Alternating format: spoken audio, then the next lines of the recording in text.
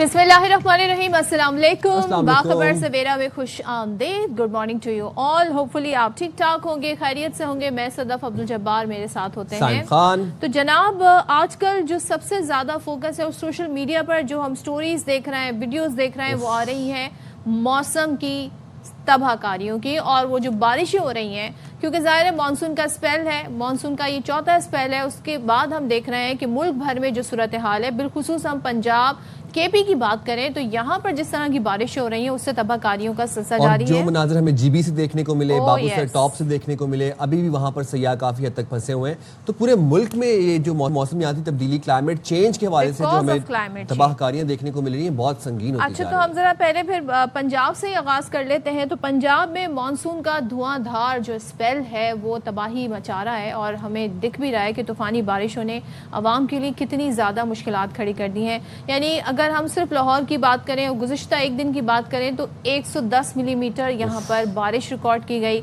अब ज़ाहिर है जो डिफरेंट इलाके हैं, ज़हुरुल्लाही रोड है, गुलबर्ग, वाल्टन, गाज़ियाबाद, ताजपुरा, अचरा, शाह जमाल समेत मुतादिद इलाके कई घंटे तक पानी में डूबे रहे। और फिर अटक से भी खबर आई कि वहाँ पर 133 मिलीमीटर बारिश ने सड़कें, गलियां, मोहल्ले, दुकानें सब पानी में डुबो दी हैं। अच्छा, फिर आपको जरा बताते हैं चिन्योट का, नारोवाल, ओकाड़ा, जहलम में भी तूफानी बारिशें हुई। अच्छा, सड़कों, गलियों और मोहल्लों में नदी नाले बहने लगे। कई इलाके ऐसे थे जहां से बिजली मुनक़ता हो गई, बिजली के फीडर्स ट्रिप कर गए। चिन्योट की अगर बात की जाए, चिन्योट में बारिश से मकान की छत गिरी।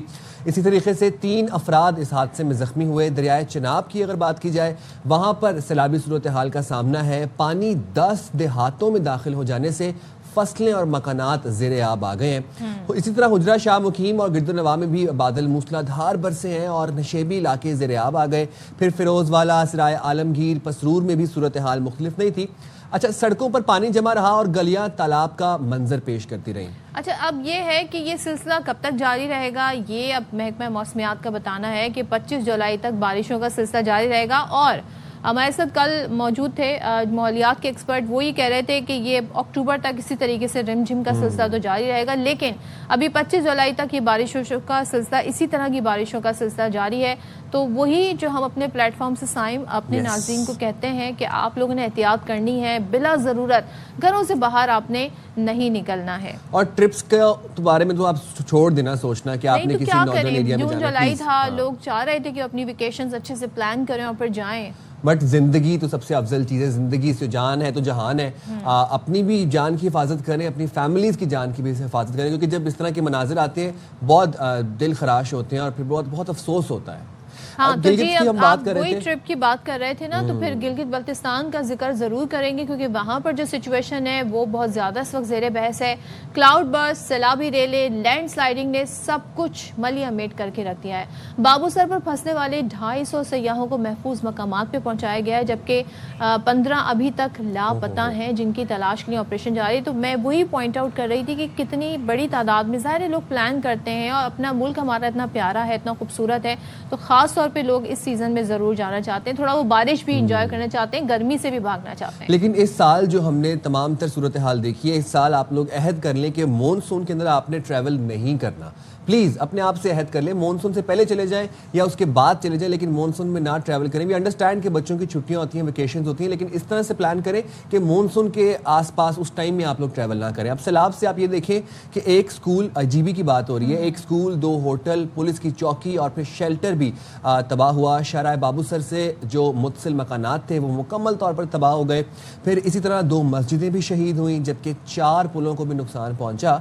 और ये जो आबी रेलें हैं, आबी रेलों और लैंड स्लाइडिंग के बायस सड़कें और शाहराहें बंद हैं। अब ज़िला दियामिर में भी सैलाबी सूरत हाल है। सैलाब ने बहुत ज़्यादा तबाही मचाई हुई है, मकानात मुनहदम हो गए हैं, फसलें और बागात की अगर बात की जाए, रेलों की नज़र हो गए हैं। रेस्क्यू किए गए सयाहों ने यह बताया है कि सैलाब इस कदर अचानक और तेज़ था कि गाड़ियाँ जो थी वो बिल्कुल बह गई, और वो खिलौनों की तरह बह रही थी गाड़ियाँ। मतलब वो इतना अनएक्सपेक्टेड था, एंटिसिपेट ही नहीं किया था कि सयाह बस खड़े हुए थे और इतनी शिद्दत से पानी का रेला आया कि ऐसा महसूस हुआ कि जैसे गाड़ियाँ नहीं, वो खिलौने हैं जो पानी में बह रहे हैं। और आप ये देखिए कि ज़ाहिर है जब इंफ्रास्ट्रक्चर भी मजबूत ना हो तो फिर उसको भी नुकसान पहुंचता है। अब जिस तरह की ये बारिशें हो रही हैं, अब ये बिल्कुल मुख्तलिफ ही सिनेरियो है हमारे सामने।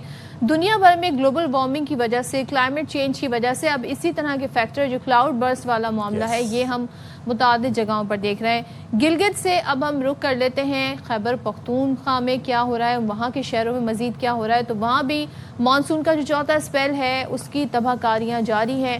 سوات، بنیر، مردان، مالاکنڈ میں طوفانی برسات کے باعث ندی نالوں میں طغیانی سے پانی جو ہے وہ ظاہر مختلف آبادیوں میں داخل بھی ہوا۔ یہ کوشش بھی کی گئی کہ لوگوں کو محفوظ مقامات پہ منتقل پہلے سے کر لیا جائے، لیکن ظاہر ہے بہت سارے لوگ جو ہیں وہ نہیں جانا چاہتے اپنے اپنے علاقوں کو چھوڑ کے۔ تو مردان میں بھی ہم ایسے ہی صورتحال دیکھ رہے ہیں۔ سڑکیں آپ کو نظر نہیں آ رہی ہیں، سڑکیں زیر آب ہیں، گاڑیاں پھنس گئی ہیں اور ٹریفک کی آمد و رفت متاثر ہے۔ تو تک بھائی میں بھی دکان کی چھت گرنے سے 2 بچے زخمی ہوئے۔ اسی طریقے سے بنیر میں بھی ایسی صورتحال ہے۔ بنیر میں تو یہ صورتحال ہے کہ پانی سے جو گرڈ سٹیشنز تھے وہ متاثر ہوئے، پانی گرڈ سٹیشنز میں داخل ہو گیا، ضلع بھر میں بجلی منقطع ہو گئی۔ اس طرح بٹخیلا کے برساتی نالے میں پانی کا بہاؤ جو ہے وہ بڑھ گیا اور ایک دم سے بڑھ گیا۔ خیبر پختونخوا میں آپ یہ دیکھیں کہ 2 دن کے دوران مختلف حادثات میں اس وقت تک جو اطلاعات ہیں ہمارے پاس 6 بچوں اور 2 خواتین سمیت آپ یہ دیکھیں کہ 10 افراد جاں بحق ہو چکے ہیں۔ تو یہ جو تمام تر سٹیٹس ہیں یہ ہمارے پاس ہر روز سامنے آ رہے ہیں، اور پھر دین اگین آپ سے یہی ریکویسٹ ہم کرتے ہیں کہ احتیاطی تدابیر اپنائیں۔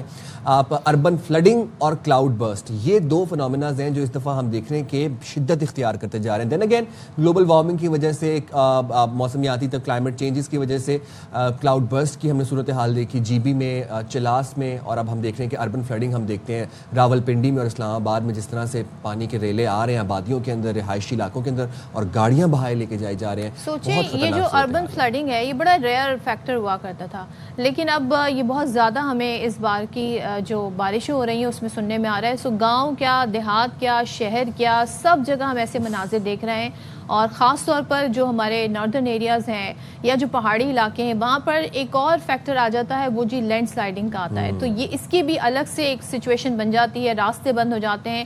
سوچیں جب سڑکیں، راستے، جو پل ہیں، جو برج ہیں وہ تباہ ہونا شروع ہو جائیں تو پھر کس طریقے سے معلومات جو ہے وہ لوگوں تک پہنچے گی، کمیونیکیشن پہنچے گی۔ اچھا یہ تمام تو صورتحال رہی، اور ہم آپ کو منظر بھی دکھاتے رہے کہ کیا کیا صورتحال رہی۔ اسلام آباد میں ہم نے دیکھا کیا حالات رہے، راول پنڈی میں کتنی بارش ہوئی، اور ابھی تو یہ بارشیں ہونی ہیں مزید۔ اچھا اب آپ کو ذرا ہم بتا رہے تھے، ہم بات کر رہے تھے جی بی کی اور ہم بابو سر کی چلاس کی بات کر رہے تھے، تو بابو سر سے ہم نے آپ کو تمام تر صورتحال سے آگاہ کیا کل اپنے، اور اس سے ایک دن پہلے اپنے پروگرام کے اندر، لیکن بابو سر پر جو ہم نے تمام تر صورتحال دیکھی وہ پیش آئی کلاؤڈ برسٹ کی وجہ سے۔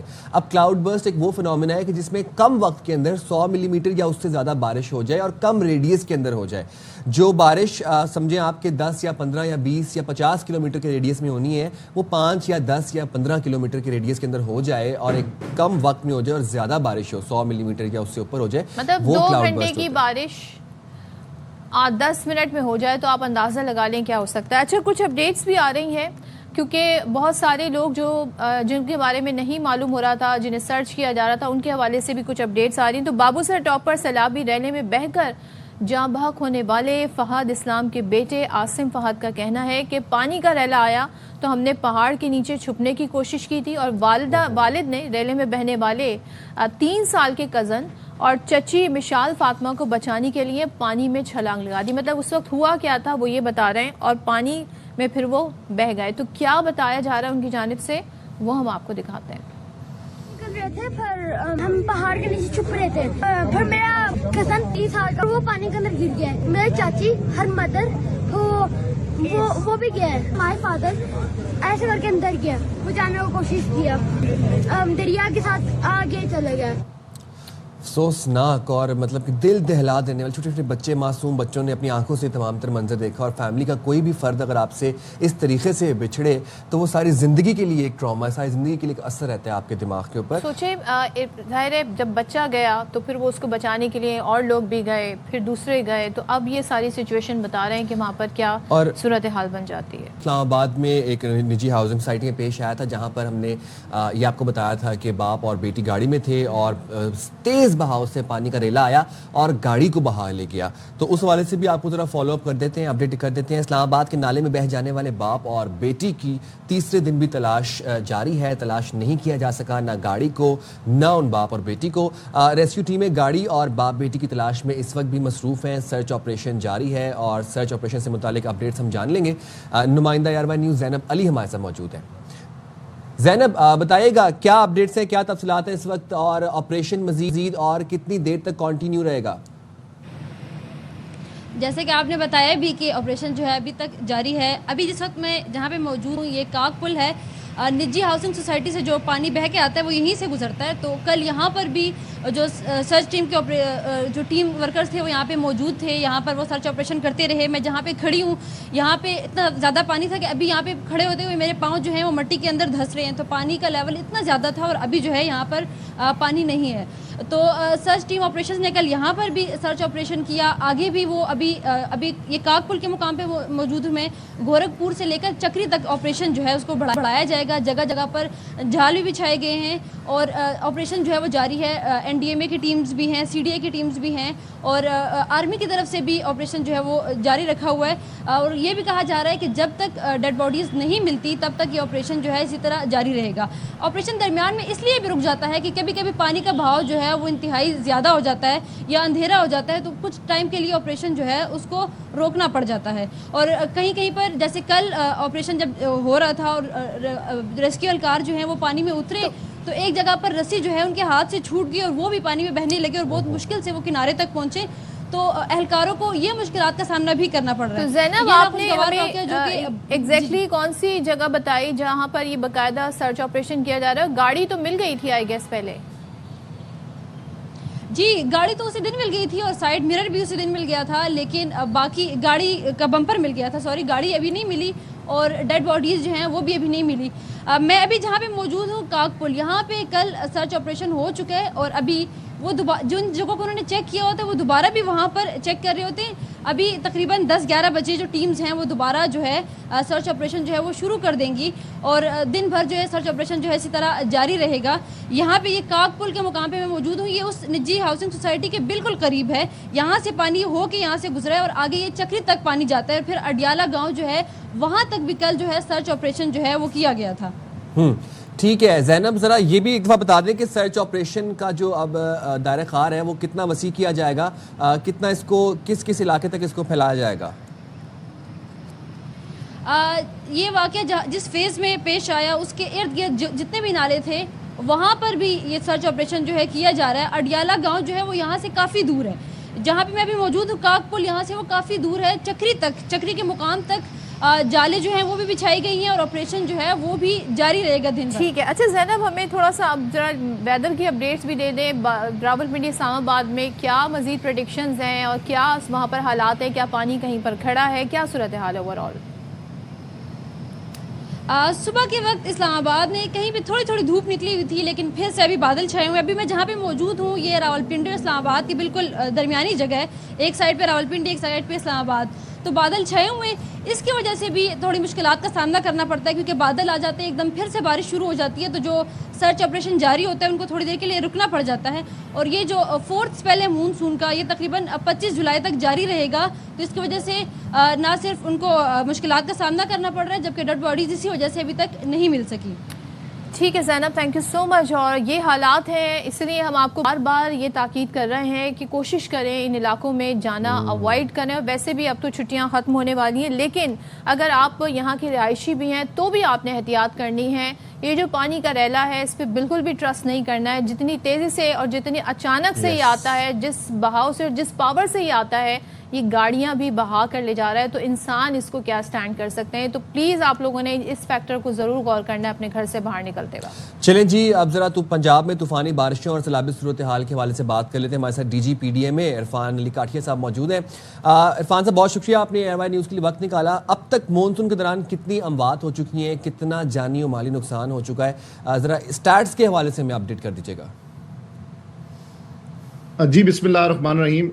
اب یہ چوتھا اسپیل ہمارے پاس مونسون کا چل رہا ہے اور اس دفعہ تمام اسپیلز بڑے اسٹرانگ اسپیلز تھے اور تیسرے اسپیل نے خاص طور پہ جس نے چکوال, جہلم اور پنڈی میں بہت موسلادھار اور طوفانی بارشوں کا سبب بنا. انفارچونیٹلی اس اب تک 25 جون سے لے کے آج کے دن تک ہمارے پاس 143 کنفرمڈ وہ ڈیتھس ہیں جن کے 4 میجر سورسز ہیں, جس میں اسکائی لائٹننگ, ڈراؤننگ, الیکٹروکیوشن اور اسٹرکچرل کلیپسز, جن کی وجہ سے یہ اموات انفارچونیٹلی ہوئی. لیکن تمام جو یہ لوگ اس میں جاں بحق ہوئے ان تمام کو as per the government policy وہ ہم نے ان کی کمپنسیشن لواحقین کو وہ انشور کر لیا. اسی طرح تقریباً 511 لوگ وہ مختلف حادثات میں مختلف انسیڈنٹس میں وہ زخمی ہوئے, لیکن الحمدللہ ان میں سے کوئی زیادہ کریٹیکل نہیں تھا, اور موسٹ آف دیم آر ان کو فرسٹ ایڈ کے بعد وہ گھر بھجوا دیا گیا. اب اس وقت ہم چوتھے اسپیل کی جی چوتھے اسپیل کے بارے میں جاننا چاہ رہے ہیں, اور تھوڑا سا ہمیں یہ بھی بتا دیں خاص طور پہ کہ آپ لوگوں نے آئیڈینٹیفائی کیے ہیں کہ کون سے علاقے زیادہ متاثر ہوئے ہیں, یا سیلابی ریلے کا خدشہ کہاں پر زیادہ ہے, کتنے علاقوں کو مزید زیادہ خطرہ ہے اب جو بارش کا اسپیل آنے والا ہے؟ جی صدف, اس سال کی اگر اوور آل آؤٹ لک کو بھی دیکھا جائے تو پنجاب کے اگر میں بات کروں تو 20 سے 25% ابو نارمل رین فال تو باقی کنٹری کی طرح تھا, لیکن ہماری مین کنسنٹریشن اس سارے اسپیلس کی اور اس سال کے مونسون کی وہ نارتھ اور نارتھ ایسٹرن ریجن جو پنجاب کا ہے, جو پنڈی سے سٹارٹ ہو کے اٹک پنڈی سے سٹارٹ ہو کے پھر گجرات ڈویژن کے اضلاع, گجرانوالہ ڈویژن کے اضلاع, لاہور ڈویژن کے اضلاع اپ ٹو اکاڑا. اور یہی وجہ ہے کہ اگر میں آج تک کے آپ کو کمپیئر کروا سکوں سٹیٹس بھی, تو 2024 کی 1 جولائی سے لے کے 23 جولائی تک جو بارش ہوئی تھی, اب 2025 کے ساتھ اگر کمپیئر کریں تو 74% بارش زیادہ ہو چکی ہے پنجاب میں, اور کنسنٹریشن ان 12 اضلاع کے اوپر خاص طور پہ ہے. اس کے ساتھ ساتھ ہمیں جو دوسرا چیلنج درپیش ہے پنجاب میں وہ ہل ٹورنٹس کا ہے, جو ڈی جی خان اور راجن پور میں کوہ سلیمان رینج کے اوپر جب بھی بارش ہوتی ہے تو یہ جو 13 ٹورنٹس ہیں ان میں بہت زیادہ میگنیٹیوڈ کا پانی وہ آتا ہے, اور جس کی وجہ سے ایک فلیش فلڈنگ کا خطرہ رہتا ہے.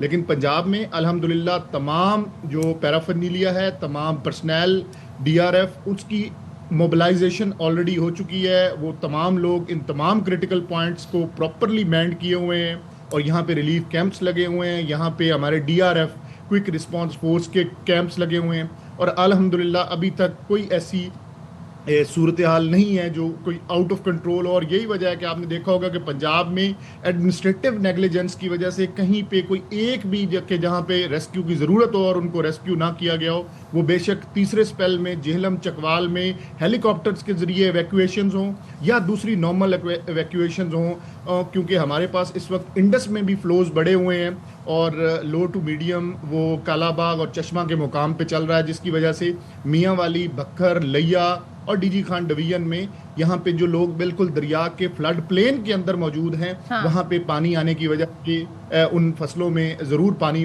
موجود ہے, لیکن تمام کو ایویکویٹ کر لیا. ہر جگہ پہ جتنی ضرورت ہے بوٹس کی, ڈائیورز کی, ریسکیورز کی, وہ ہر جگہ پہ آپ لوگ پوری طرح سے تیار ہیں. ایک چیز اور بتا دیں, اب یہ بارشوں کا سلسلہ جولائی ختم ہونے کو آ گیا, پھر اگست آنے والا ہے, کب تک جاری رہے گا اس طرح کی بارشوں کا اسپیل؟ اس سال کا جو اوور آل پریڈکٹڈ ہے, جیسے میں نے پہلے گزارش کی کہ اس سال ابو نارمل رین فال ہے, اور جولائی سے اگست میں زیادہ بارشیں متوقع ہیں. اب اللہ سے بس دعا یہی ہے کہ وہ کچھ مناسب انٹرولز پہ ہوں, اور تاکہ ہمارا وہ اگلا جو واٹر ہے اس کو ڈرین آؤٹ کرتے جائیں. اور پیچھے کیونکہ ابھی تک آپ ادروائز اگر میں دیکھوں اس کو اوور آل نیشنل پرسپیکٹو میں, تو منگلا ابھی تک 52% پہ ہے, ہمارا 48% منگلا ڈیم ابھی بھرنے والا ہے. اسی طرح ہمارے تربیلا میں 20% گنجائش موجود ہے. اور ایک جو اچھی بات یہی ہے کہ ابھی تک جو دریائی صورتحال ہے اس میں پانی بالکل بہاؤ معمول کے یا بالکل تھوڑا سا وہ فلوز بڑے ہوئے ہیں, جس میں کوئی بڑا سیلاب دریاؤں کی طرف سے آتا ہوا وہ نظر نہیں آتا. اور ایسٹرن ریورز کی بھی میں جب بات کروں تو پنجاب کے ایسٹرن ریورز راوی اور ستلج, ان کی جو کیچمنٹس میں انڈین ڈیمز ہیں, بھاکھڑا ڈیم, پونگ ڈیم, تھین ڈیم, وہ بھی صرف 30 to 35% بھرے ہوئے ہیں. تو اگر بارشیں ہوتی بھی ہیں تو ہمارے دریاؤں میں انشاءاللہ اللہ سے یہی توقع ہے کہ اس میں کوئی سیلابی صورتحال نہیں بنے گی. ہاں البتہ ہمیں اربن فلڈنگ کے لیے تیار رہنا ہوگا, اور آنے والے اسپیلز میں بھی ہمارا, جیسے میں نے آپ کو بتایا, پنجاب کے یہ جو 14 اضلاع ہیں خاص طور پہ پنڈی سے لے کے لاہور اور روکاڑا تک, ان میں اربن فلڈنگ کا خدشہ رہے گا. رائٹ, ٹھیک ہے, بہت شکریہ عرفان علی کاٹھیا صاحب, آپ نے بڑے ڈیٹیل سے ہمیں ایکسپلین کیا. سر آپ کو بتاتے ہیں کہ چنیوٹ میں اس وقت کیا صورتحال ہے. دریائے چناب میں چنیوٹ کے مقام پر جو پانی کا بہاؤ ہے اور جو پانی کا سطح ہے وہ مسلسل بلند ہو رہا ہے, پانی تقریباً 10 دیہاتوں میں داخل ہو گیا. ہمارے نمائندہ امیر عمر چمن وہاں سے ہمیں اپڈیٹ کر رہے ہیں, ذرا ان سے جان لیتے ہیں. جی بالکل, مونسون بارشوں کے باعث جو دریائی صورتحال ہے وہ ہر جگہ پہ جو ہے وہ بہت اس کا پانی جو ہے وہ اپ ہوتا جا رہا ہے. لیکن چنیوٹ کے اندر اگر دریائے چناب کی صورتحال دیکھی جائے تو ایک طرف تو مونسون بارشوں کا پانی ہے, تو دوسری طرف مرالہ سے چلنے والا سرابی ریلا جو ہے وہ اس وقت دریائے چناب چنیوٹ کے مقام سے جو گزر کر جھنگ کی طرف تریمو ہیڈ کی طرف رواں ہے. اس وقت چنیوٹ کے مقام پہ 1 لاکھ سے زائد جو ہے وہ کیوسک کا پانی کا سرابی ریلا جو ہے وہ گزر رہا ہے, اور یہ اب تک جو ہے مختلف ضلع چنیوٹ کی آبادیوں کو متاثر کر چکا ہے, جس میں برج عمر ہے, برج زیادہ ہے, مسور کی ہے, جنگڑ گلوترا کا علاقہ ہے, اور اس طرح کے اس کے ساتھ ملکہ جتنی بھی آبادیاں ہیں ان کا شہری علاقوں کے ساتھ رابطہ منقطع ہو چکا ہے. دوسری طرف یہی سیلابی ریلا جب چنیوٹ سے نکل کے تحصیل بھوانا کی حدود میں جاتا ہے تو مودا سامل کا وہاں پہ علاقہ ہے, وہاں پہ دریائی کٹاؤ اختیار کر چکا ہے, جس سے اس علاقے کی آبادیاں جو ہے اس کے ساتھ ملکہ آبادیاں بھی کافی متاثر ہو رہی ہیں. ریسکیو کی طرف سے مختلف جگہ پہ کیمپنگ کی جا رہی ہے, ضلع انتظامیہ کی طرف سے اعلانات بھی کرائے جا رہے ہیں, لیکن تاہم لوگ جو ہیں بعض جگہ پہ وہ اپنے علاقوں کو چھوڑنے پر تیار نہیں ہیں. وہ ابھی تک یہی ان کے ذہن میں صورتحال ہے کہ شاید جو ہے پانی ابھی زیادہ نہیں آ رہا.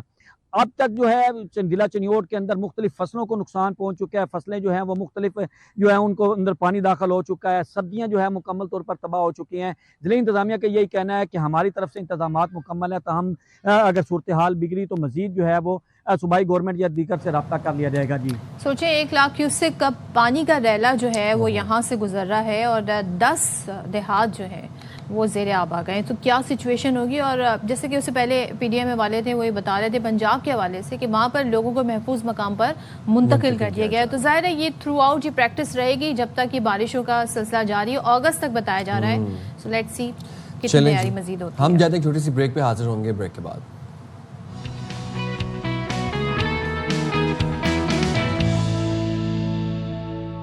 Welcome back once again. اور ہم نے پچھلے دنوں آپ کو آسٹریلیا کے بارے میں بتایا تھا کہ وہاں پر باقاعدہ قانون پاس کیا گیا ہے کہ جو انڈر 16 جو بچے ہیں ان کو الاؤ نہیں کیا جائے گا انٹرنیٹ اور سوشل میڈیا کا استعمال اپنے پیرنٹس کی سپرویژن کے بغیر. تو یہ اب ظاہر ہے بڑا ایک مسئلہ بن گیا ہے. جس طرح کی خبریں آتی ہیں, کبھی آپ سنتے ہیں کہ بچے جو ہیں وہ اتنی چھوٹی ایج میں ڈپریشن کا شکار ہو رہے ہیں, انہیلدی کمپٹیشن کی طرف جا رہے ہیں, اور بھی دیگر ایشوز ہو رہے ہیں. تو اب پاکستان میں بھی یہ فیصلہ ہوا ہے, اور سینٹ میں 2 جو سینیٹر ہیں ان کی طرف سے ایک بل جو ہے وہ پرپوز کیا گیا ہے کہ سوشل میڈیا تک جو نابالغ بچے ہیں, انڈر 16 بچے ہیں, ان کی رسائی جو ہے وہ روکی جائے. وہ کیسے روکی جائے گی, اس میں کیا کیا پروپوزیشن دی گئی ہیں, یہ جاننا بہت ضروری ہے. تو جی بات کر لیتے ہیں, ہمارے ساتھ موجود ہیں سوشل میڈیا ایکسپرٹ محمد حسین صاحب. شکریہ محمد حسین صاحب نے پروگرام کے لیے وقت نکالا. حسین صاحب, ابھی جو بل پرپوز ہونے جا رہا ہے اس میں آپ کو کیا لگتا ہے کہ بچوں جو 16 سال سے کم عمر بچے ہیں ان کے اوپر مکمل طور پر سوشل میڈیا کی یوزیج پر پابندی لگا دینی چاہیے, یا پھر اس کو اس طرح سے کر لینا چاہیے کہ لمیٹڈ ایکسیس ہو جائے, پیرنٹل کنٹرولز کی طرف ہم آ جائیں, یا پھر آپ کو لگتا ہے کہ مکمل طور پر پابندی لگانا ہی حل ہے اس چیز کا؟ پہلے تو بہت شکریہ آپ لوگوں نے مجھے دعوت دی. یہ بہت ہی اچھا انیشیٹو ہے گورنمنٹ کا کہ انہوں نے یہ انیشیٹو لیا ہے, کیونکہ پوری دنیا کے اندر اس پہ کام ہو رہا ہے, اور یہ جو بات ہے پوری دنیا میں بہت تیزی سے اسپریڈ ہو رہی ہے, کیونکہ اس کے بہت سارے نیگیٹو امپیکٹ آ رہے ہیں. تو ڈیفینیٹ ابھی فوراً سے بچوں کو اس سے دور کرنا بہت آسان نہیں ہوگا, اور بہت زیادہ چیلنجز کا سامنا ہوگا.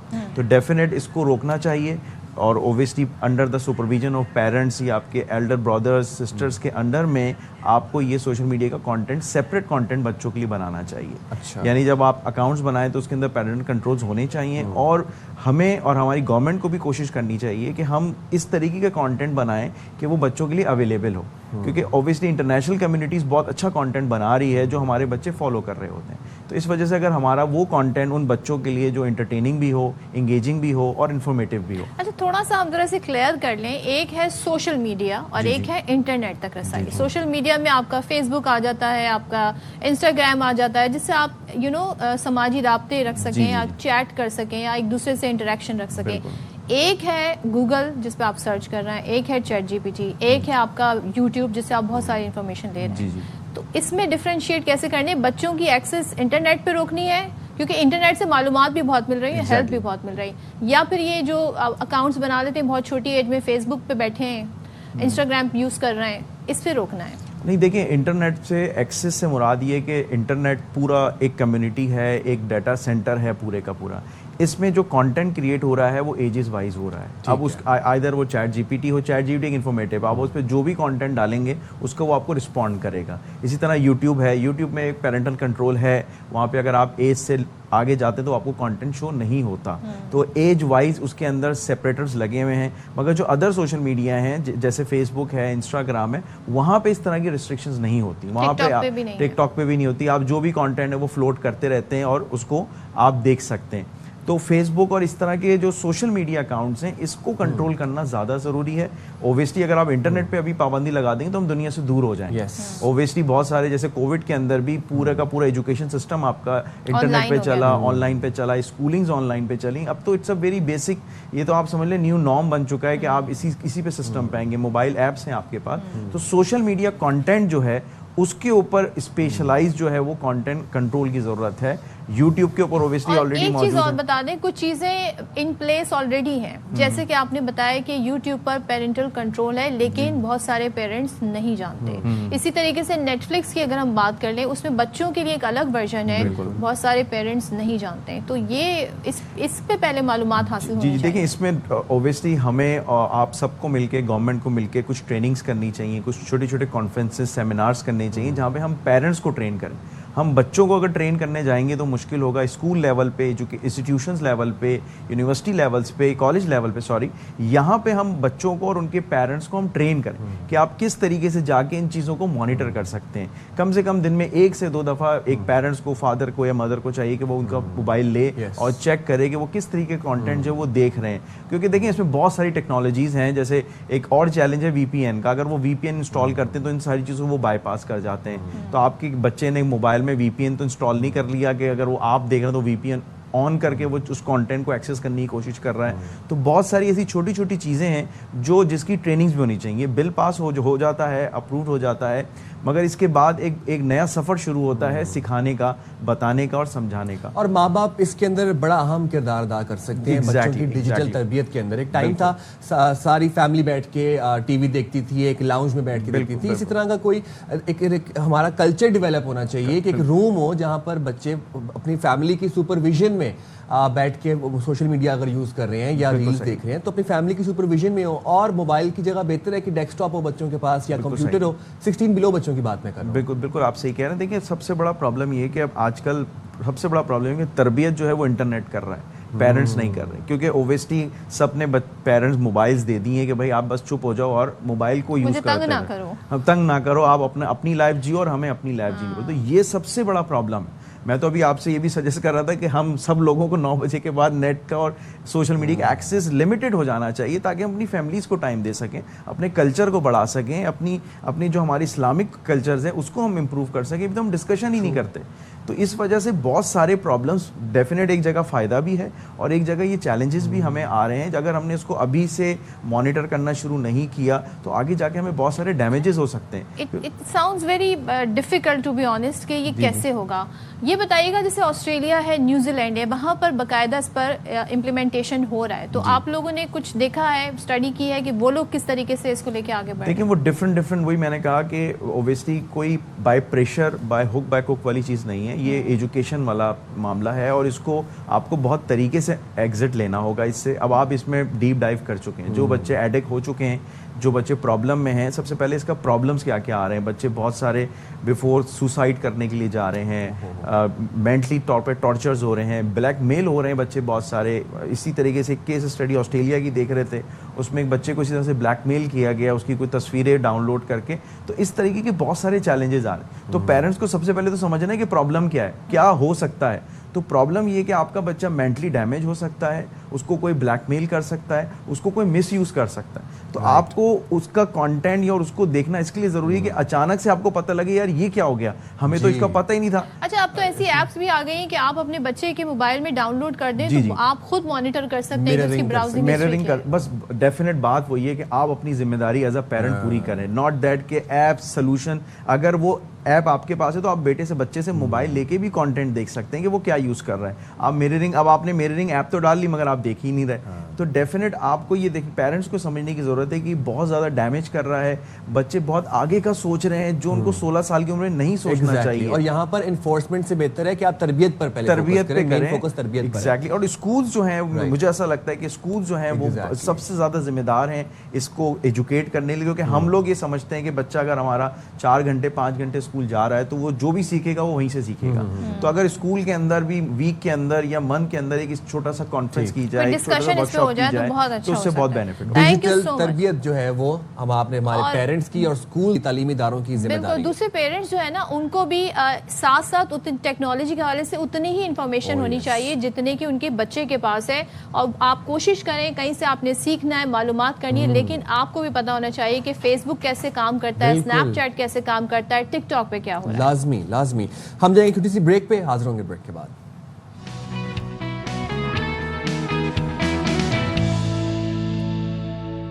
ویلکم بیک جناب. اور آج ہم کون سا دن منا رہے ہیں؟ آج ہم منا رہے ہیں سیلف کیئر ڈے.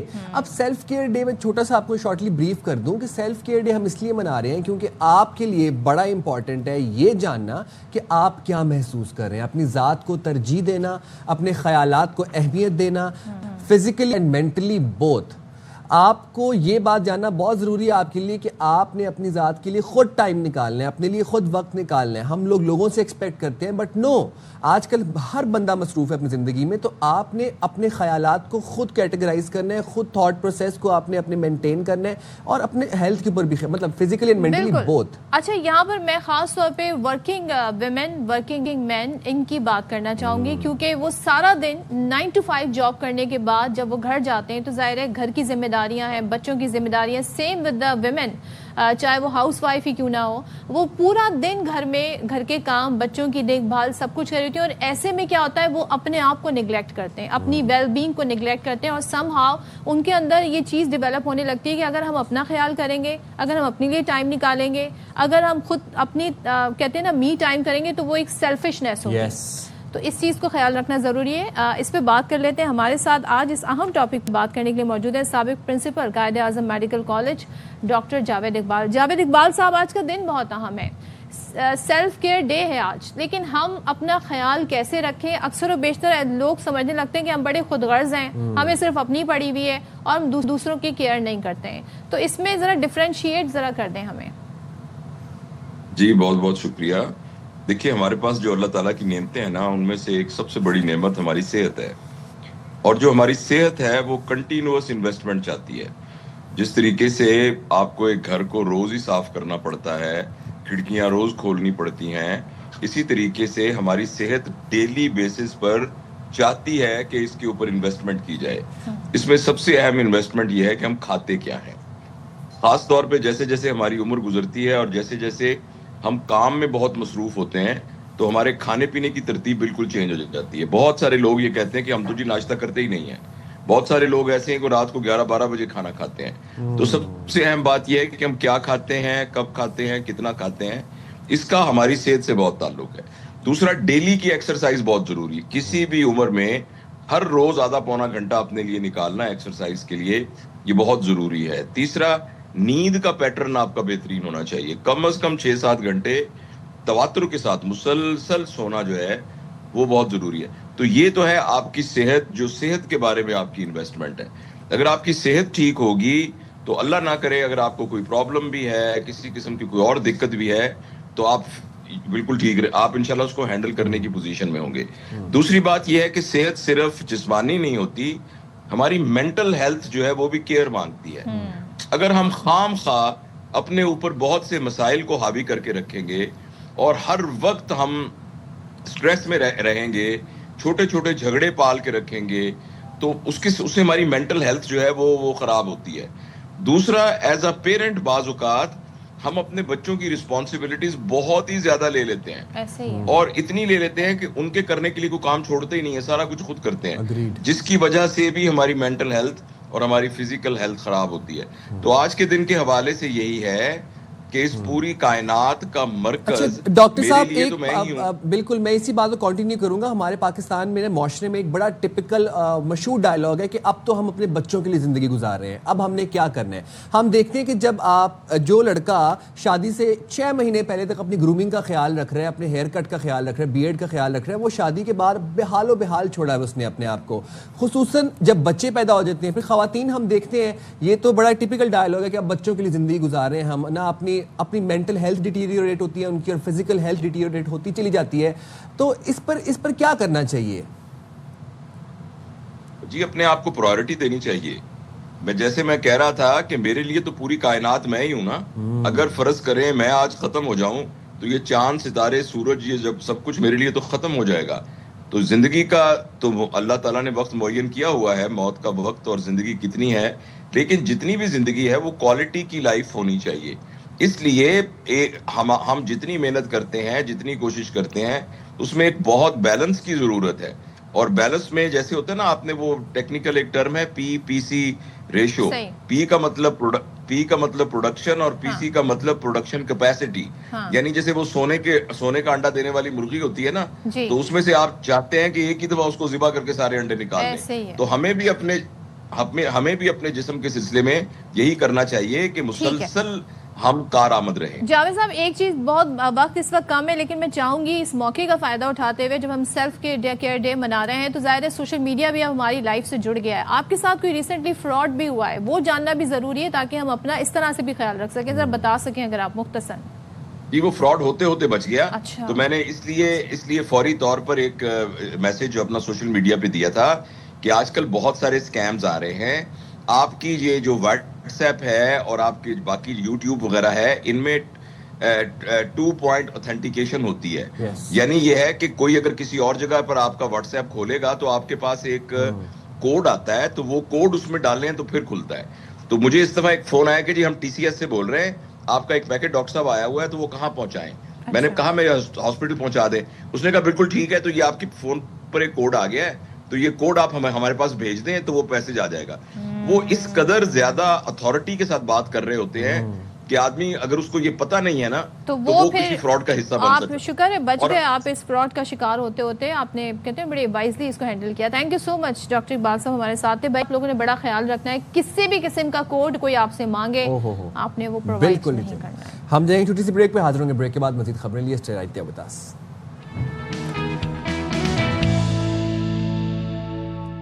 السلام علیکم. باخبر سویرا میں ایک دفعہ پھر سے آپ کو کہتے ہیں خوش آمدید. میں ہوں سائم خان. صدف عبد الجبار ہمارے ساتھ موجود ہیں. اور جناب امید کرتے ہیں آپ کے دن کا آغاز بہت خوشگوار ہوا ہوگا. جن ویورز نے ہمیں ابھی ٹیون ان کیا ہے ان کو بھی السلام علیکم and very very warm welcome.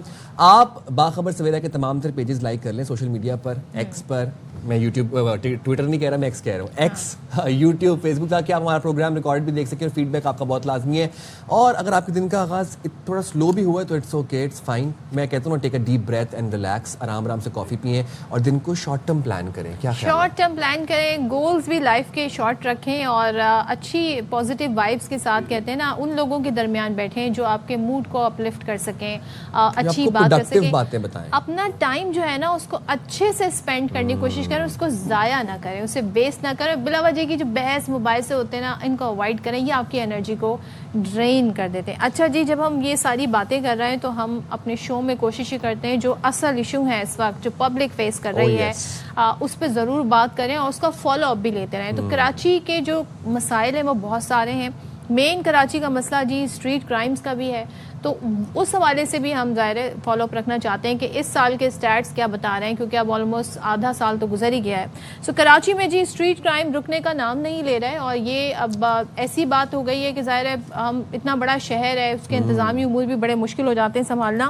تو گزشتہ روز بفر زون میں اسٹریٹ کرمنلز نے گلی وارداتیں کی, اور بڑے دن دہاڑے ہمیں وہ وارداتیں کرتے ہوئے نظر آئے. اور سب کی یہ دیکھیں آپ کے CCTV फुटेजेस मिल जाती हैं। अब हुआ क्या कि मोटरसाइकिल पर सवार 2 लुटेरों ने 2 अफराद को घर की दहलीज पर उन्होंने लूटा और ये वो मंजर है जो आप देख रहे हैं। बाकायदा गली भी हमें सुनसान नजर आ रही है। अच्छा, अभी तक ये कानून के शिकंजे से बाहर हैं। अच्छा, फिर उसके बाद आपने बफर जोन का जिक्र किया। मैं आपको बताता हूँ, औरंगी टाउन सेक्टर 11:30 में डकैती की CCTV वीडियो सामने आई। अच्छा, वीडियो सामने आने के बावजूद मुल्जिमान कानून के शिकंजे से बाहर हैं। इस वक्त कराची पुलिस की जानिब से जून में होने वाले जराइम के दादोशुमार के मुताबिक ये बताया जा रहा है कि शहर में स्ट्रीट क्राइम की जो मजमूई तौर पर तादाद है वो 5300 से ज़्यादा रिपोर्ट हुई है। अब गुज़िश्ता माह जून में हुआ ये कि 138 शहरियों से गाड़ियाँ चोरी हुई, गाड़ियाँ छीनी गईं, जबकि शहरियों से 3883 मोटरसाइकिलें छीनी गईं।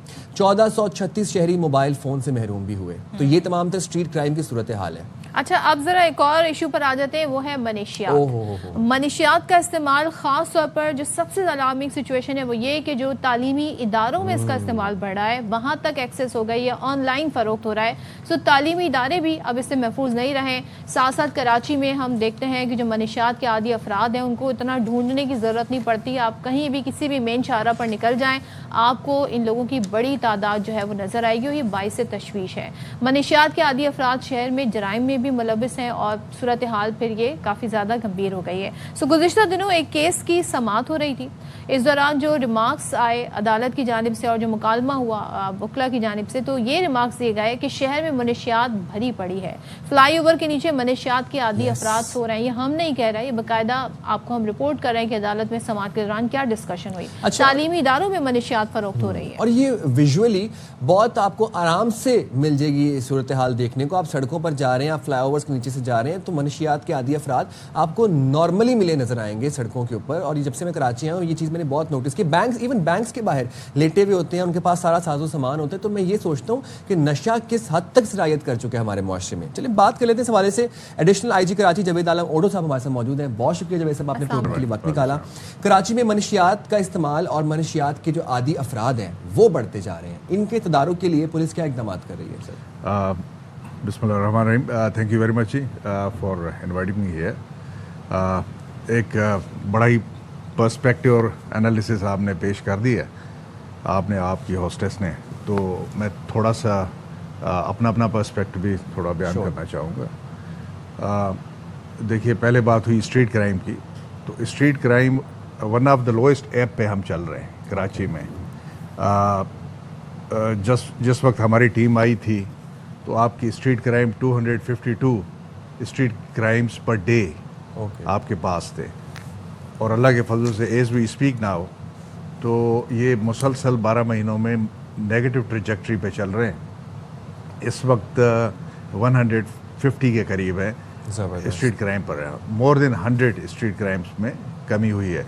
और इसका विजिबल जो आप कह सकते हैं कि जी पुलिस की फिगर्स नहीं है, ये CPLC मेंटेन करता है। तो इसकी आप वजूहात क्या बताएंगे? मैं कैसे हो सका ये पॉसिबल? थोड़ा सा मुझे टाइम दे दें क्योंकि आपने बहुत ही एनालिसिस बड़ा कर दिया।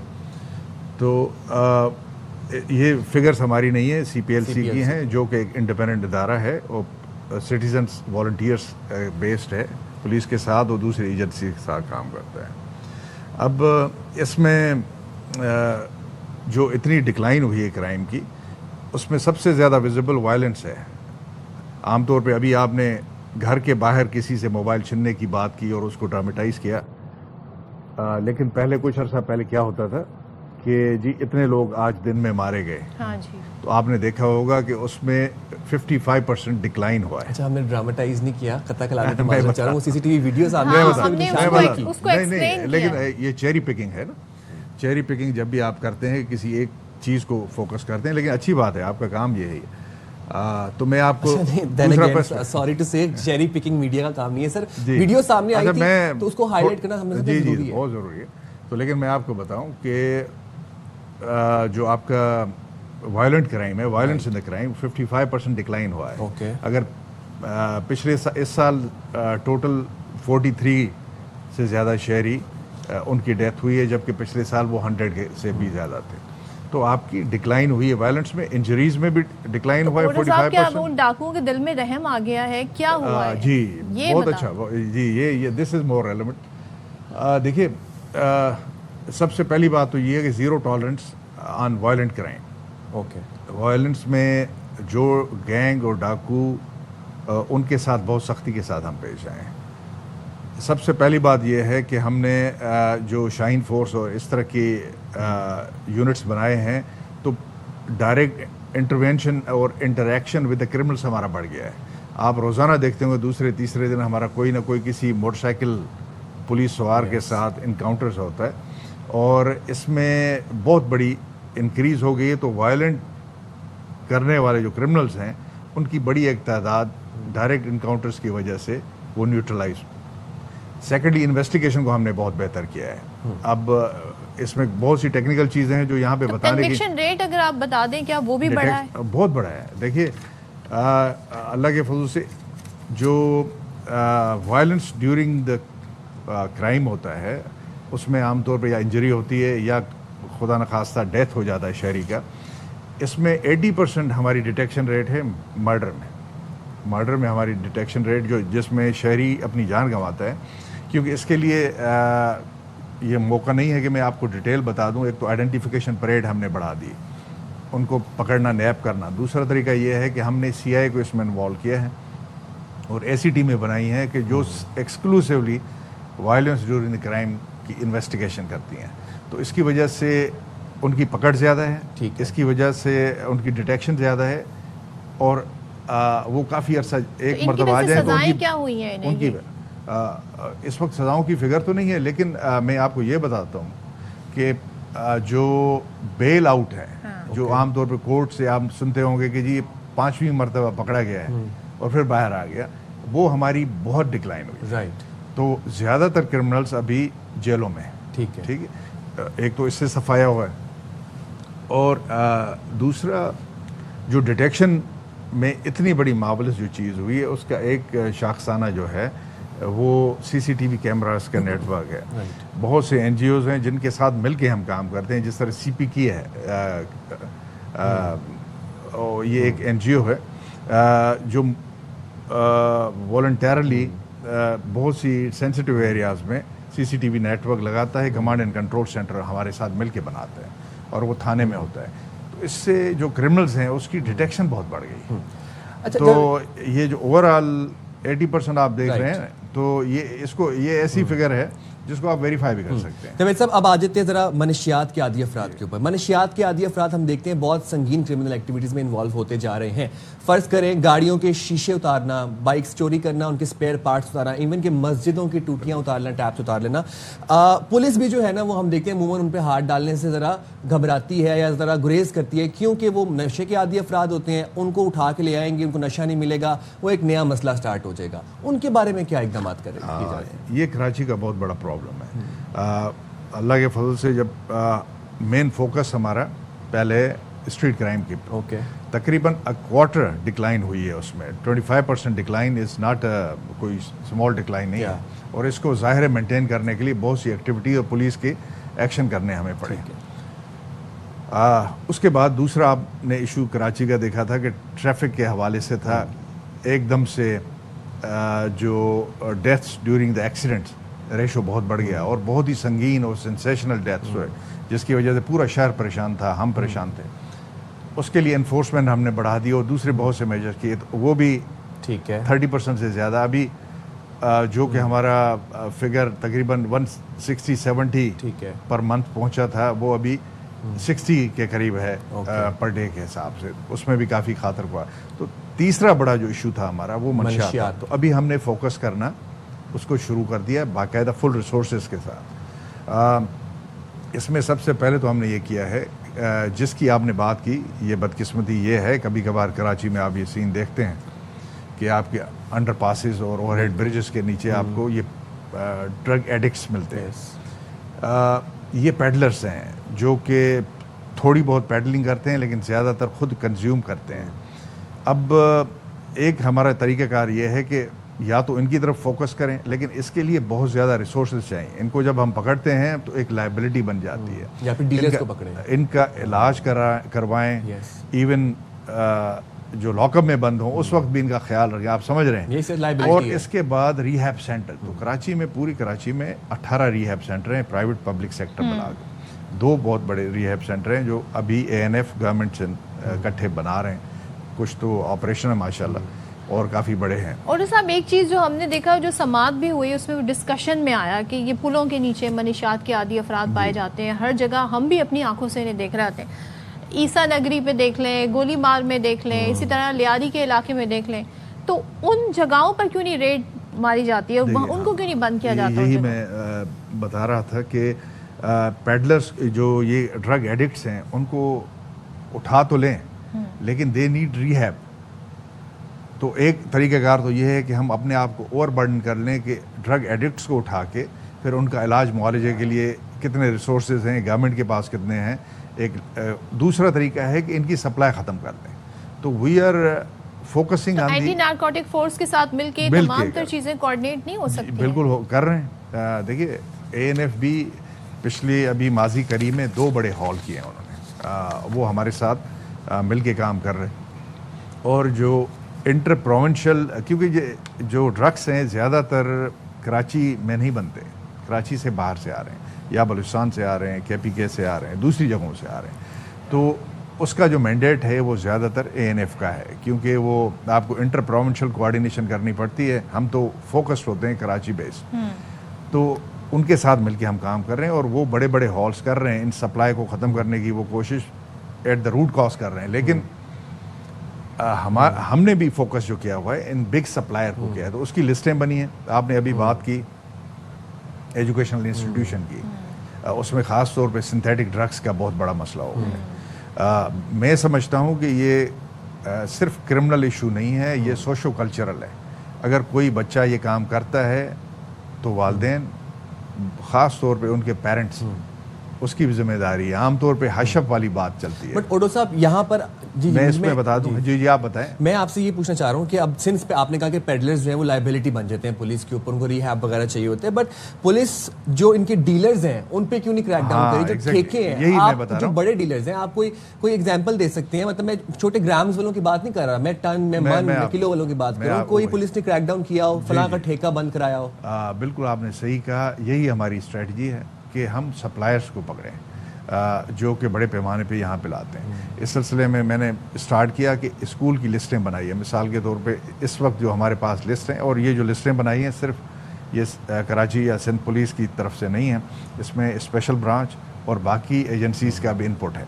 اور اسکولس میں جو کراچی میں بڑے اس وقت سپلائرز ہیں 55 کے قریب ہے, تقریباً 55-54 ہیں. ان میں مور دین 60% ہم نے پکڑ لیے ہیں, لیکن 40% ایٹ لارج ہیں, اور دوسرے بھی نئے آ رہے ہیں کیونکہ سائبر اسپیس بھی یوز ہو رہا ہے.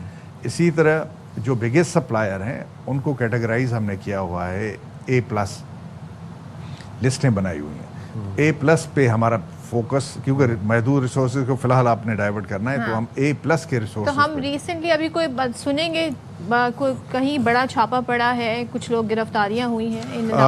بالکل آپ کی بات صحیح ہے, بلکہ this ongoing process as we speak. 1-2 مہینے میں وہ آپ کو کچھ عرصے کے بعد پتہ چلے گا, لیکن ہم فیل کر رہے ہیں کہ بڑے سپلائر زیادہ تر یا تو آن دا رن ہیں یا وہ پکڑے گئے ہیں. اور اس میں A کی لسٹ اور B کی لسٹ جو بگ ٹائم سپلائرز ہیں اور میڈیم سپلائرز ہیں, ان کو ہم نے بہت فوکس کیا ہوا ہے, اور ان کے بہت سے لوگ ہم نے گرفتار کیے ہیں. اور ابھی ایز وی اسپیک کل بھی ہم KPK سے ایک بہت بگ ٹائم سپلائر کو یہاں پہ لے آئے. تو مقصد یہ ہے کہ جو آپ سپلائرز کو فوکس کریں, اور ساتھ میں اڈا, یہ جو آپ نے بالکل آپ نے صحیح کہا کہ بدقسمتی سے یہ جو کرائم ہے, یہ کرائم ایسے نہیں ہوتا کہ جس طرح کرمنل گھر میں ایک پیدا ہوتا ہے وہ اسٹریٹ کرائم کرتا ہے, لیکن یہ سنڈیکیٹ ہوتا ہے. گھر والے بھی شامل ہوتے ہیں, بچے بھی ہیں, ایون بیوی اسپاؤس وغیرہ ہے, اور آپ کے پڑوسی بھی ہیں اس میں. تو ہمیں بہت بڑا ایکشن کرنا پڑتا ہے, نہ صرف اس اڈے کے مین کلپریٹ کو پکڑنا پڑتا ہے, اس کے جو مددگار ہیں ان سب کو سہولت کار. تو سر پھر اس کا مطلب ہے کہ ہم بڑے ہوپ فل ہیں کہ ابراہیم حیدری, گولی مار اور جو عیسیٰ نگری میں کھلے عام منشیات ملتی ہے وہ ایک ہفتے میں کلین ہو جائے گی اور وہاں پہ اچھا کریک ڈاؤن ہوگا. میں ایک ہفتے ٹائم کی تو بات نہیں کرتا, آنے والے انشاءاللہ آپ بہت فرق محسوس کریں. بڑے بڑے ٹھیکوں کے اوپر جی ہاں لیے بڑے بڑے ٹھیکوں کے اوپر جو ہے وہ وہاں پر کریک ڈاؤن ہوگا. بالکل بالکل, عیسیٰ نگری, گولی مار, ابراہیم حیدری, ہر طرف کریک ڈاؤن ہوگا. ریڈی گوٹ ہے, آپ کا خمیسو گوٹ ہے, یہ پوری لسٹ ہے جہاں پہ آپ نہ صرف ڈرگ ایڈکٹس بھی دیکھتے ہیں اور وہاں پہ سپلائر بھی ہیں, اور اس کے علاوہ جو کچھ سپلائرز ہیں وہ بڑے پوش ایریاز میں رہتے ہیں. تو سب کے پاس ہم جا رہے ہیں, ان کو پکڑ رہے ہیں, اور اس وقت تک جو پروگریس ہے اس کو مانیٹر بھی کر رہے ہیں. ایک ٹاسک فورس بنی ہے جو آئی جی صاحب کی طرف سے, اس میں ہم نے best of the best officers رکھے ہیں, اور اگر کسی ایریا میں کوئی پرابلم چلتا ہے اور سمجھتے ہیں کہ لوکل پولیس اس میں کسی وجہ سے وہ اتنا ایکشن نہیں کر رہی, تو ہم اس ٹاسک فورس کے ذریعے ایکشن کرواتے ہیں, پھر ان آفیسرز کے خلاف ایکشن کرتے ہیں. اس طرح بہت سے ایس ایچ اوز سسپینڈ ہوئے ہیں, ان کے خلاف ڈپارٹمنٹل ایکشن ہوا ہے, سینئر افسران سسپینڈ ہوئے ہیں, they have been removed on these charges, اور یہ جو ٹاسک فورس ہے it's doing a marvellous job. And میری بس آپ سے چھوٹی سی ریکویسٹ ہے کہ اگر آپ واپسی پہ جاتے ہوئے سوراب گوٹ سے لیاری ایکسپریس چڑھیں تو نیچے جو عیسیٰ نگری کی ساری لائن پہ وہاں پہ منشیات فروش ہیں, آپ وہاں سے کریک ڈاؤن شروع کریں, وہاں سے بند کرائیں, آگے جاتے جاتے گولی مار چلے جائیں, وہاں سے ریکسل لائن چلے جائیں, وہاں پر کھلے عام منشیات فروشی ہو رہی ہے. اگر یہیں سے بسم اللہ ہو جائے تو it would be a great favour for the بالکل آپ صحیح کہہ رہے ہیں کہ جو یہ ویزیبل ایریاز ہیں ان کو بھی ہم ختم کرنے کی ایک ایفرٹ کر رہے ہیں, plus at the same time جو میں نے بتایا کہ بگیسٹ سپلائرز ہیں ان کے لیے لائف کو تنگ کر رہے ہیں. ٹھیک ہے, ٹھیک ہے, تھینک یو ویری مچ. بہت شکریہ جاوید اعلیٰ موٹو صاحب, آپ نے پروگرام کے لیے وقت نکالا. اینڈ وی آر ویری فل کہ آنے والے دنوں میں کچھ ہفتوں میں ہمیں بڑے کریک ڈاؤن نظر آئیں گے سپلائرز کے اوپر اور بڑے بڑے ٹھیکوں کے اوپر. چلیں جی, یہاں پر ہم بریک لیتے ہیں اور بریک کے بعد واپس آتے ہیں.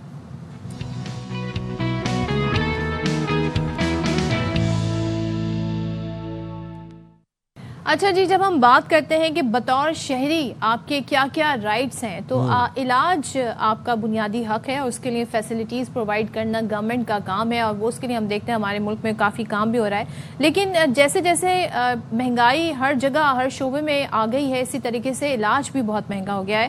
سو شوگر ہو, بلڈ پریشر کے ایشوز ہوں, دل کے امراض ہوں, مختلف بیماریوں میں ہم دیکھتے ہیں روزانہ جو ادویات ہیں, ایک تو ان کی قلت کا سامنا ہوتا ہے, سم ٹائمز یہ ہوتا ہے ان کی قیمتیں بڑھ جاتی ہیں, کبھی ان کے اسٹاک اویلیبل نہیں ہوتے, ڈاکٹر نے جو ریکمینڈ کر دی ہے وہ پرٹیکولر دوائی آپ کو نہیں مل رہی ہوتی ہے, تو کیا ہمیں اس فارمولے کے متبادل کوئی مل سکتا ہے, یہ بڑا امپورٹنٹ ہے جاننا.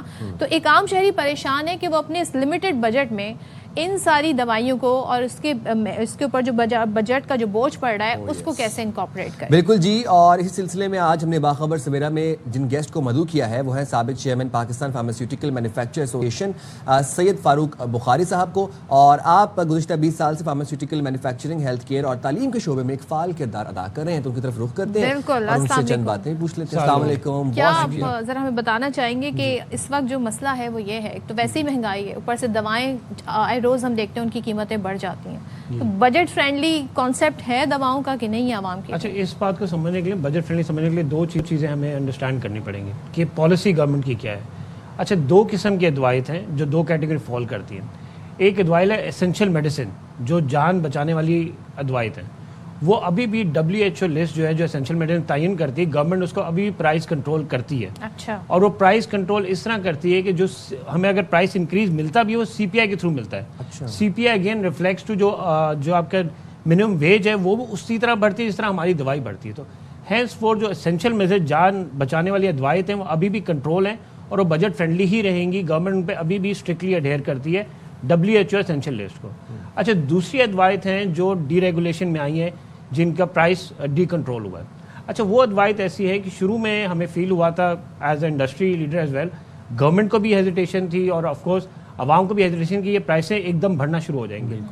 بٹ اگر آپ 2 سال پہلے کی اگر کبھی دیکھیں جو ایک دم ناپید ہو جاتی ہیں دوائیاں اور مہنگی ہو جاتی تھی, اب ایشو اس میں جو ہمیں آئے بجٹ فرینڈلی کیوں ہو گئی ہے کہ ہم جب ایک لانچ کرتے ہیں دوائی, naturally we have to understand the consumer جو اسپینڈنگ پاور ہے اس کا بجٹ انڈرسٹینڈ کی ضرورت ہے. Hence forth competition took place اور کمپٹیشن میں جب میں اپنا پروڈکٹ لانچ کرتا ہوں میری کوشش ہوتی ہے میں اپنے جو کمپیٹیٹر سے سستا پروڈکٹ لانچ کروں, سستا ان دا سینس معیاری لیکن at the same time comparative as well. So جب تک یہ دو پالیسی ایگزسٹ کرتی ہیں اور یہ it's a natural thing, competition is a very natural thing, مطلب آپ بھی ایک انڈسٹری سے بلانگ کرتے ہیں, آپ بھی کمپیٹ کرتے ہیں, تو اٹس اے نیچرل تھنگ. جب تک یہ دو پالیسی اڈھیر کر رہی ہے گورنمنٹ اور ایک نیچرل انوائرمنٹ ہے تو یہ بجٹ فرینڈلی ہی دوائیاں رہیں گی. اچھا یہ بتائے گا کہ ایک یہ جو مائنڈ سیٹ ہے کہ جتنی مہنگی دوائی ہوگی اتنی اچھی ہوگی, یہ کس حد تک درست ہے؟ دیکھیے جی مہنگی آئی تھنک جب جان کی بات ہوتی ہے جان سے قیمتی کوئی چیز ہے نہیں. بالکل. تو سیکنڈری بات صرف یہ ہے کہ جب بھی آپ سستی مہنگی کی بات تھی, معیاری اور غیر معیاری کی بات ہے. صحیح. اب معیاری کا تعین کیسے کریں گے؟ آف کورس وہ ڈاکٹر حضرات ان کی فریٹرنٹی وہ آپ کو بتائیے کون سی دوائی آپ کو لینی چاہیے. At the same time you should also understand کہ اس کو تھوڑا ایک کانٹیکسٹ میں سمجھنے کی ضرورت ہے کہ پورا ہیلتھ کیئر کا بل, ہم نے ایک سروے کرایا تھا اور گورنمنٹ کے پاس یہ سروے موجود ہے, پورا آپ کا جو ہیلتھ کیئر کا بل ہے اس میں صرف 9 سے 10% جو آپ کا خرچہ ایکسپینس ہے وہ دوائی پہ ہے. باقی آپ کا جو بجٹ ہے وہ دوسرے علاجوں پہ جاتا ہے, ٹیسٹ پہ جاتا ہے, MRI پہ جاتا ہے, ڈاکٹر کی فیس ہوتی ہے, ڈاکٹر لازمات ہوتے ہیں, نرسنگ ہوتی ہے, بیڈنگ ہوتا ہے. تو دوائی کا صرف کم از کم 9 سے 10% اس کا ایلیمنٹ ہے.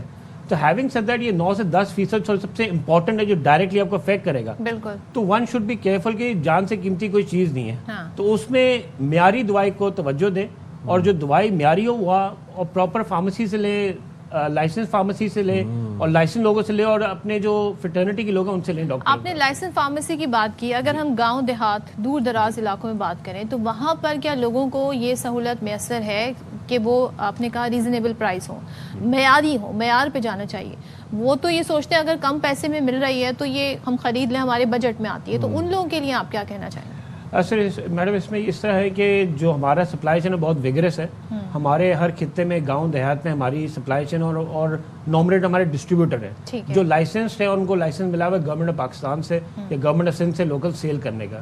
اچھا سیکنڈلی کچھ ایسے علاقے ہیں, آپ بالکل درست کہہ رہی, کوئی ریموٹ علاقے ہیں جہاں پہ ہماری پہنچ نہیں ہوتی ہے, وہاں پہ الحمدللہ جی گورنمنٹ بھی پلے کر رہی ہے اور پبلک پرائیویٹ پارٹنرشپ PPHI کے ادارہ آپ نے سنا ہوگا, اور گورنمنٹ بھی پروونشلی طور پہ ایک بجٹ کرتی ہے اور ٹینڈر ہوتا ہے اس کا ہر سال. وہ وہاں پہ معیاری دوائیاں اور اچھی قیمتی دوائیاں وہاں پہ فری پرووائڈ کرتی ہے. جیسے تھر پارکر کا ایریا ہے وہاں پہ Sindh government is doing a lot of work, تو وہاں پہ وہ میڈیسن اویلیبل ہے, ان کا ایک پروگرام بھی چل رہا ہے, PPHI کا پروگرام بھی چل رہا ہے. تو ہینس فور اس ریموٹ علاقے میں it's not feasible for us, but government is still doing a better job at it. اچھا آپ ویسے عام شہریوں کو کیا پیغام دینا چاہیں گے کہ وہ اپنا علاج کس طریقے سے کروائیں معیاری اور سستی دوائیوں کے ساتھ؟ اچھا جیسے میں نے پہلے فرمایا آپ سے کہ سب جان سے قیمتی کوئی چیز ہے نہیں, تو we should look at it from the perspective کہ جی جو دوائی کا خرچہ ہے وہ 10 سے 9% ہے میکسیمم ہے.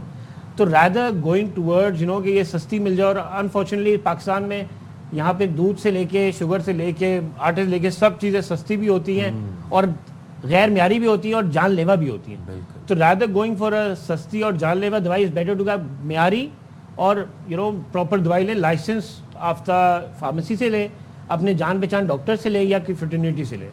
ایک چیز میں آپ سے جاننا چاہوں گی, جو میں آپ سے بریک میں بھی بات کر رہی تھی کہ ایک پرٹیکولر میڈیسن مجھے ڈاکٹر نے لکھ دی, مارکیٹ میں وہ اویلیبل نہیں ہے, اب اس کا سبسٹیٹیوٹ کیا ہو, یہ ایک عام شہری کو کیسے پتا چلے گا, اس کے لیے کیا ہونا چاہیے؟ دیکھیے جی جب بھی آپ فارمیسی پہ جاتے ہیں, اگر وہ کہتے ہیں یہ دوائی شارٹ ہے, فرض کریں یہ دوائی نہیں مل رہی, تو اب فارمیسی ریکویسٹ کرتے ہیں کہ یار اسی فارمولیشن یا اسی سالٹ کا مجھے کوئی ادر آپشن بتا دیں آپ. تو یہ ڈاکٹر ہی کیوں نہیں ہمیں فارمولا لکھ دیتا ہے؟ دیکھیں ڈاکٹر ایکچولی دیکھیں جیسے لاٹ آف پیپل کوالٹی پہ جاتے ہیں, ڈاکٹر حضرات زیادہ انڈرسٹینڈ کرتے ہیں میڈیسن کو کمپیئر ٹو عام لوگ اور ہم لوگ سے, تو وہ بھی جن دوائیوں کو کوالٹی میں سمجھتے ہیں تو اسی کو تعین کر کے اس کے پرسکرائب کرتے ہیں, بیکاز ان کے پرسیپشن میں یہ کمپنی یا یہ دوائی جو ہے کوالٹی بہتر ہے, but there is no such thing like that. سب معیاری کمپنیاں ہیں, سب معیاری دوائیاں بناتی ہیں, تو اس میں کوئی فرق نہیں ہے کوئی فرق. اچھا آپ پاکستان فارماسیوٹیکل ایسوسی ایشن کے سابق چیئرمین بھی رہ چکے ہیں, آپ کو کیا لگتا ہے کہ کیا اقدامات کرنے چاہیے لوگوں تک معیاری اور اچھی دوائیوں کو ایکسیسیبل بنانے کے لیے, یا اگر ہم یہ کہہ دیں اس کو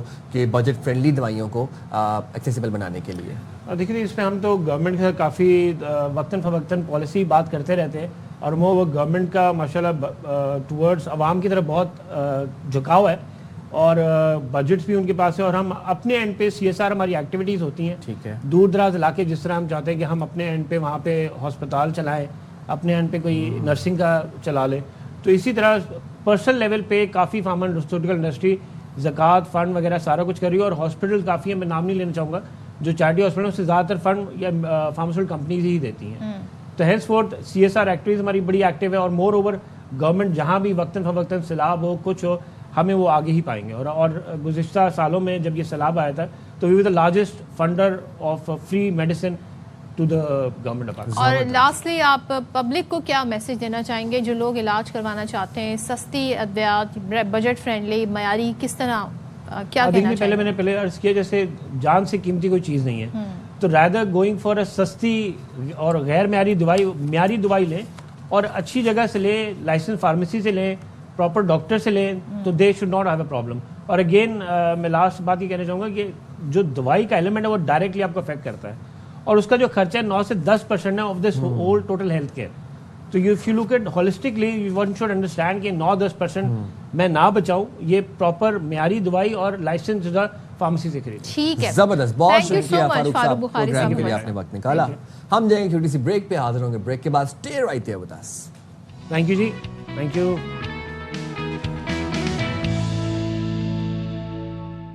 अच्छा जी, अब बात कर लेते हैं ज़रा चीनी के मामलात पर। और चीनी की मिठास में बहुत सारी कड़वाहट आ गई है, और हुआ यह है कि मुल्क में चीनी की जो बढ़ती कीमतें हैं, उसके साथ साथ ज़ख़ीरा अंदोज़ी, फिर मुनाफाखोरी हो रही है। ये एक ऐसा कड़वा सच है जो हम सबके सामने, और जिसकी वजह से हम हर साल कोई ना कोई इस वाले से वो बहरान भी देखते हैं। तो वफाकी हुकूमत ने गुज़िश्ता दिनों चीनी की कीमतों में इस्तेहकाम के लिए शुगर मिल्स के जो ओनर्स थे, मालकान थे, उनसे मुज़ाकरात किए। उसके बाद एक्स मिल कीमत जो है वो 165 रुपये फ़ी किलो मुकर्रर की थी।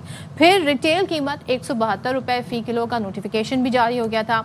लेकिन चीनी इसके बावजूद भी मुल्क भर में महंगी फरोख्त हो रही है, और 185 से 200 रुपए किलो में ये बेची जा रही है। तो वफाकी वज़ीर बराए कौमी ग़िज़ाई तहफ़्फ़ुज़ व तहक़ीक़ राना तनवीर हुसैन गैर कानूनी मुनाफाखोरी करने वाली शुगर मिल्स के खिलाफ सख्त कार्रवाई की वार्निंग दे रहे हैं। आप चलें जी, इस हवाले से बात फिर कर लेते हैं। हमें ज्वाइन किया है साबिक़ वफाकी वज़ीर ख़ज़ाना मिफ्ता इस्माइल साहब ने। बहुत शुक्रिया मिफ्ता इस्माइल साहब, आपने प्रोग्राम के लिए वक्त निकाला। मुल्क में हम देखते हैं कि चीनी की बढ़ती कीमतें, ज़ख़ीरा अंदोज़ी, फिर उसके बाद मुनाफाखोरी, और फिर दरामद, और फिर बरामद, ये हर साल का एक सिलसिला, एक साइकिल है। क्यों मुस्तकिल बुनियादों पर इसके हवाले से इक़दाम नहीं किए जा रहे? ये जो मसला हर साल आता है कि जिसमें हुकूमत चीनी को बरामद कर देती है, और उसके बाद यहाँ पर किल्लत हो जाती है और कीमतें बढ़ जाती हैं, ये मसला नहीं है, ये मसलहत है। ये हुकूमत पाकिस्तान, चाहे वो PTI की है, मुस्लिम लीग की है, पीपल्स पार्टी की है, ये इनका वतीरा बन चुका है कि शुगर मालकान को ज़्यादा पैसे दिलवाने के लिए और आवाम की जेब से पैसे निकलवा कर शुगर मालकान को दिलवाने के लिए ये यहाँ पे शॉर्टेज करते हैं, जानते बूझते हुए। और जब बहुत शॉर्टेज हो जाती है तो उसके बाद ये दरामद कर लेते हैं, जब आवाम का गम गुस्सा भी हो जाता है, और बिलखुसूस जब नई शुगर की क्रॉप आ रही होती है और उनको गन्ने की कीमतें गिरानी होती हैं ताकि किसान भी ज़्यादा ना कमा सके, इसलिए ये हर साल फिर उस वक्त दरामद करते हैं। तो ये मसला नहीं है, ये मसलहत है। तो मिफ्ता साहब, आपसे ये जानना चाहेंगे, अब अभी हमने देखा कि इसी मसले को एड्रेस करने के लिए वफाकी हुकूमत ने शुगर मिलों से मुज़ाकरात की। उसके बाद चीनी की एक्स मिल कीमत 165 रुपये फ़ी किलो मुकर्रर की, फिर रिटेल की 172 कर दी, नोटिफिकेशन भी जारी हो गया। लेकिन इसके बावजूद चीनी महंगी मिल रही है, ये क्या वजूहात हैं? चीनी की कीमत वफाकी हुकूमत ने पहले 140 कही थी कि 140 से बढ़ जाएगी तो हम बरामदात रोक देंगे, उन्होंने नहीं रोकी। फिर 150 से तजावुज़ कर गई, 160 से तजावुज़ कर गई, और फिर 200 के ऊपर से तजावुज़ कर गई। ये जो वफाक ने कहा है कि हम 165 या 170 रुपए की कीमत को बरकरार रखवाएंगे, ये बात तो ऐसे ही इन्होंने करी है। इसके पीछे कोई कानून नहीं है, किसी मिल के ऊपर कोई कदम नहीं है कि वो कितने में बेचे, और वो बेच सकते हैं। और ये तो मार्केट सप्लाई डिमांड पे आपने खुद ये शॉर्टेज क्रिएट कराई है, आपने खुद यहाँ पे बरामदात करवा के कमी करवाई है ताकि कीमत बढ़े। और ये वफाक को पता है कि ये जो कह देना वफाक का या नोटिफिकेशन निकाल देना कि इतने में बेचना है, इससे कोई फ़र्क नहीं पड़ता है। मिल तो वही करेगी जिसमें उसको ज़्यादा मुनाफा होगा। अच्छा मिफ्ता साहब, ज़रा ये बताइएगा कि चीनी कीमतों में अब इस्तेहकाम के लिए वफाक के साथ साथ सूबाई हुकूमतों का कितना जो किरदार है वो अहम है? चीनी की कीमतों में इस्तेहकाम के लिए वफाक का बेसिक जो रोल होता है कि वो एक्सपोर्ट और इंपोर्ट की इजाज़त देता है, जिससे वो शॉर्टेज क्रिएट करता है ताकि मिल वालों को पैसे मिल जाए। सूबाई हुकूमतें उन्हीं की हैं जिनकी वफाकी हुकूमत है, तो ज़ाहिर है वो भी इसको फैसिलिटेट करते हैं। वरना अगर कोई प्राइस कंट्रोल हो तो सूबा उसको रोक सकता है, लेकिन ऐसी कोई चीज़ नहीं है। और हमने देखा है कि चाहे वो गंदम हो, चाहे चीनी हो, जब مل مالکان کا انٹرسٹ آتا ہے تو ہمیشہ جو ہے وہ ہماری حکومتیں مل مالکان کی طرف ہوتی ہیں، غریب عوام کی طرف نہیں ہوتی۔ اور مفتاح صاحب، آڈٹ رپورٹ کی بات کریں تو شوگر ملوں کی جانب سے 23 ارب 34 کروڑ روپے کا قرض اور سود کی رقم نیشنل بینک کو واپس نہ کیے جانے کا انکشاف ہوا ہے۔ آپ کے خیال میں کتنی الارمنگ بات ہے؟ اور قرض کے معاملے میں بھی یہاں پر چھوٹ دی گئی ہے، ایسا کیوں؟ جو آپ نے سوال پوچھا بڑا اچھا ہے کہ آڈٹ رپورٹ کے تحت نیشنل بینک سے 30 ارب 34 کروڑ روپے نہیں واپس کیے گئے، 30 ارب 24 کروڑ روپے واپس نہیں کیے گئے، لیکن اب اس میں دیکھنا یہ بھی چاہیے نا کہ کس نے واپس نہیں کیے۔ تو اس کے اندر آپ دیکھیں گے کہ مل والوں کے اندر بھی جو خاص طور پہ جو اسٹرانگ لوگ ہیں، جو کہ بہت زیادہ پاورفل ہیں، انہوں نے ری اسکیجولنگ کرائی ہوئی ہے اپنے لونوں کی، انہوں نے اپنے لونوں کی تاخیر کرائی ہوئی ہے، انہوں نے انٹرسٹ ریٹ کم کرایا ہوا ہے یا انٹرسٹ ریٹ معاف کروایا ہوا ہے۔ تو یہ تو پھر بہت ہی زیادہ پاورفل لوگ ہیں کہ ایک طرف سے وہ مہینے کا 35 ارب روپیہ ایکسٹرا لے رہے ہیں چینی قیمت میں، اور دوسری طرف سے وہ 30 ارب روپیہ بینکوں کو بھی نہیں دیتے۔ اور اگر آپ ان کی کمائیاں دیکھیں تو ایک ایک مل نے 13 ارب روپے تک کے پیسے کمائے ہوئے ہیں۔ اچھا، چینی کی برآمد پر سیکرٹری فوڈ سیکیورٹی یہ کہتے ہیں کہ کسانوں کو نقصان سے بچانے کے لیے چینی برآمد کی اجازت دی گئی تھی، یہ جواز جو ہے یہ کتنا قابل قبول ہے؟ یہ بات ایک دم غلط ہے کہ چینی کی برآمد جو ہے وہ کاشتکاروں کے منافع کے لیے، کاشتکاروں کے فائدے کے لیے ہوئی تھی۔ جب چینی کی برآمد کی آپ نے اجازت دی تو اس وقت تو چینی کی کرشنگ ختم ہو چکی تھی، کاشتکار تو اپنا گنا بیچ چکے تھے سستے داموں۔ اس کے بعد چینی کی قیمت بڑھانے کے لیے آپ نے یہ کیا ہے، پہلے جب پورے کاشتکاروں نے اپنا گنا بیچ دیا، جب تک چینی کی برآمد کی اجازت نہیں دی، جب کاشتکاروں نے گنے بیچ دیے، مل والوں نے کرشنگ ختم کر دی، جب ان کے پاس ذخیرہ آ گیا چینی کا، اس وقت جا کر انہوں نے اجازت دی ہے۔ تو یہ کہنا بالکل غلط ہے کہ چینی کی برآمد کی اجازت میں کسی بھی کاشتکار کو کوئی فائدہ ہوا۔ یہ فائدہ صرف اور صرف مل والوں کو ہوا ہے، اور اس کا نقصان صرف اور صرف پاکستانی عوام کو ہوا ہے، اور حکومت اس کی ذمہ دار ہے۔ تھینک یو سو مچ۔ مفتاح اسماعیل صاحب ہمارے ساتھ تھے، سابق وفاقی وزیر خزانہ، اور ساری صورتحال پر بات کر رہے تھے۔ جناب، سچویشن آپ کے سامنے، اب آپ دیکھ لیں کہ آئے دن کس طریقے سے یہ معاملات آتے ہیں اور پھر بحران پیدا ہو جاتے ہیں۔ اور اسی کے ساتھ ہمیں دیں اجازت، ملاقات ہوگی آپ سے کل 9 بجے 3 منٹ۔ اپنا خیال رکھیے گا۔ پاکستان زندہ باد۔